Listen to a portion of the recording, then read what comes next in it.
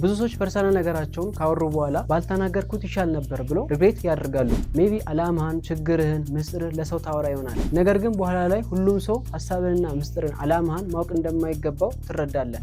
አንዳንድ ጊዜ በህይወታችን ውስጥ የምንሰራቸው ትልልቅ ስህተቶች የምንፈጽማቸው ተግባራት ሳይሆኑ የምንናገራቸው ቃላቶች ናቸው። በጥቂት ቃላቶች ወዳጅነትን ልትገነባ ትችላለህ። በዛው ልክ ደግሞ በጥቂት ቃላቶች ወዳጅነትን ማፍረስ ትችላለህ። አንድ ጊዜ ቃል ከአፍህ ከወጣ ወጣ ነው፣ መመለስ አትችልም። ብዙ ሰዎች ሳያስቡ ይናገራሉ፣ ከዛም በኋላ ጸጸቱን አይችሉትም። ጥበብ ማለት ምን መናገር እንዳለብህ ማወቅ ብቻ ሳይሆን ምን እንዳይነገር ማወቅም ጭምር ነው። ሁሌ ማስታወስ፣ ቃላቶችህ ማንነትህ ናቸው። ሰላም፣ ይህ ቸርነት ባላንስ ፖድካስት ነው። ዛሬ ብዙ መናገር ስላለው አደጋና መፍትሄው እናያለን።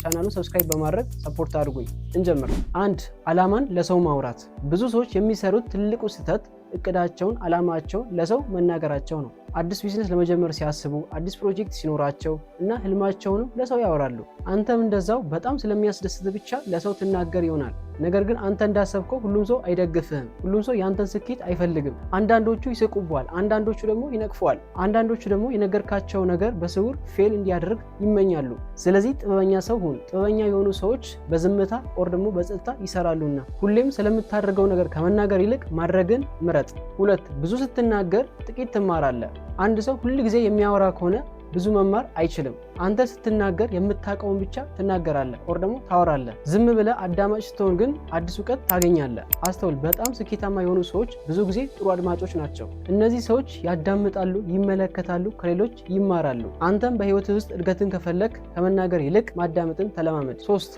ከመጠን በላይ መናገር ይሰብርሃል። አንተን የሚያዳምጥ ሁሉ የሚወድ ነው ማለት አይደለም። ለምን? አንዳንዶቹ በጉጉት ያዳምጠዋል፣ አንዳንዶቹ መረጃ ለማግኘት ብቻ ያዳምጠዋል፣ ሌሎች ደግሞ አንተን በቃላቶችህ ለማጥመድ ያዳምጠዋል። ስለዚህ ለማን ምን እንደምትናገር ተጠንቀቅ። ምስጢርን መናገር ካለብህም አስተማማኝ ለሆኑ ሰዎች ብቻ ተናገር። 4. የዝምታ ኃይል። ብዙ ሰዎች ዝምታን ድክመት አድርጎ ያስባሉ። እውነታው ግን ዝምታ ትልቅ ኃይል ነው። አንድ ሰው ካስቀየመ ዝም በማለት ትልቅ ግጭትን ልታስቀር ትችላለህ። በቁጣ ውስጥ ስትሆን ዝምታ በኋላ ላይ የማይጸጽተን ነገር እንዳትናገር ያደርግሃል። አስተውል፣ ለሁሉም ነገር መልስ መስጠት የለብህም። ሁሉም ነገር መልስ አያስፈልጋቸውም ማለት ነው። ሁሉንም ክርክሮች ማሸነፍ አያስፈልግህም። አንዳንድ ጊዜ ጠንካራው ምላሽ ምንም አይነት ምላሽ አለመስጠት ነው።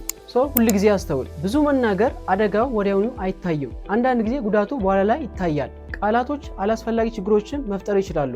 ነገር ግን ዝምታ ከዛ ነገር ሁሉ ይጠብቅሃል። ዝምታ ሊያስተምር ሊያሳድግ ይችላል። ስለዚህ ከመናገር በፊት እነዚህ ነገሮች ራስህን ጠይቅ። ይህ እውነት ነው? አስፈላጊ ነው? ጠቃሚ ነው ብለህ ራስህን ጠይቅ። መልሱ አይ ከሆነ ዝምታ የተሻለ ምርጫ ሊሆን ይችላል። አስተውል፣ ስኬታማ የሆኑ ሰዎች የሚናገሩት ነገር ስላላቸው ነው እንጂ ስለመናገር ብቻ አይደለም። ብዙ አታውራ። መጽሐፍ ቅዱስ ቃል በበዛ ቁጥር ኃጢአት አይጠፋም፣ ከንፈሩ የሚከለከል ግን ጠቢብ ነው በማለት ይናገራል። ዝም በል፣ ብዙ አታውራ። ስለ ራስህ አንተ ብቻ ዝም ብለህ ማድረግ የፈለግከውን ነገር አድርግ። እንግዲህ ለዛሬ ይዤላችሁ የመጣሁት ቪዲዮ ይህን ይመስላል። አሪፍ ሆኖ ካገኛችሁ ሰብስክራይብ፣ ላይክ በማድረግ ሰፖርት አድርጉኝ። እግዚአብሔር አምላክ ይባርካችሁ። ሳምንት በሌላ ቪዲዮ እስከምንገናኝ ቻው።